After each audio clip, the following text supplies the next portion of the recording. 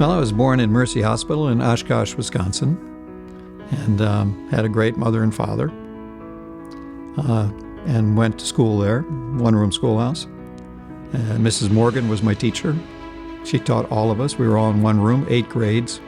So it gave you a chance to hear everybody else's lesson, and that if you were in first grade or third grade, you heard the 8th grade lessons, and I think that gave you a little step up. And so it was a great experience. Hello, my name is Dr. Dan von Hoff.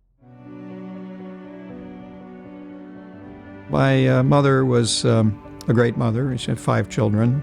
I have 4 brothers and sisters younger than I am.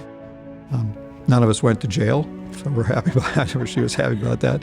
But all pretty well behaved. It was because of her. She, I think the best characteristic, great characteristic, was she read to us every night. We could all together. And she really believed in education. My father's a veteran and served in World War II. Great example, he's a bricklayer. I went back to college at a later age so he could become a teacher, which he did, vocational teacher. But he was a super hard worker and took me along. He said that never use the word impossible, and that's too hard, because he showed me that it wasn't. So we took on big projects, finished them. I think the other thing is he taught us that we were as good as anybody else, but we better get out there and earn it. We were selected early on to be in a special program where they were studying some of the people from one-room schoolhouses in Wisconsin. And what I really wanted to do was be a reporter. Who, what, when, where, and why. So they took us to the University of Wisconsin and put us in a couple of classes. One was in the School of Journalism, which you know is a very good school of journalism. And the other one was tours through the anatomy lab. And I think that kind of solidified, since I wasn't too good a writer at that time, that maybe medicine was the way to go. I first got connected to Arizona because I was working alone at the National Cancer Institute. We were growing human tumors in culture dishes, right? And trying to find out what types of drugs or radiation would it actually kill those tumor cells, so then we could apply it in a person.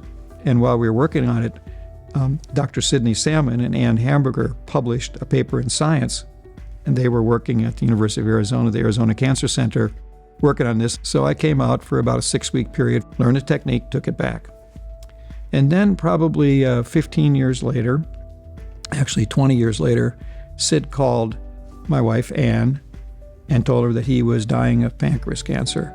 Would I help keep the dream alive and come be the director of the Arizona Cancer Center? I came home, walked in the door. She said, "We're going, aren't you?" That's how I got to Arizona. Ann's a saint, most people will say, right? We've been married 50 years. We have 3 children, 3 a boy and 2 girls, great kids, and we have 9 grandchildren.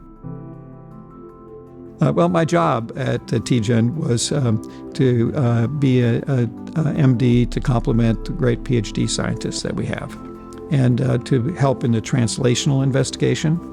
The first thing we started on was with Dr. Jeff Trent, profiling patients' tumors. He brought incredible technology here, and we put that together with the ability to see patients who had progressed, and of course, as you know, that's caught on all over, that molecular profiling to try to do the best, not only in people whose tumors have progressed, but also a front line. So now molecular profiling is just what we do every day. Technology has changed medicine so dramatically, and TGen really has always been on the front line of that. And I see that that's the future of TGen too, not only in cancer, but in rare childhood diseases. We've been fortunate to work on and do the FDA approval trials for 3 of the 4 drugs that improve survival for patients with pancreatic cancer. To cure always, but comfort too.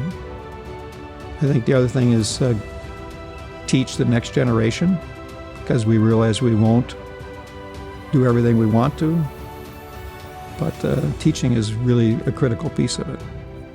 Pretty easy to be humble when you're still losing people to this disease. We have a long ways to go, but it is better than it used to be, that's for sure. And there's more hope and reality.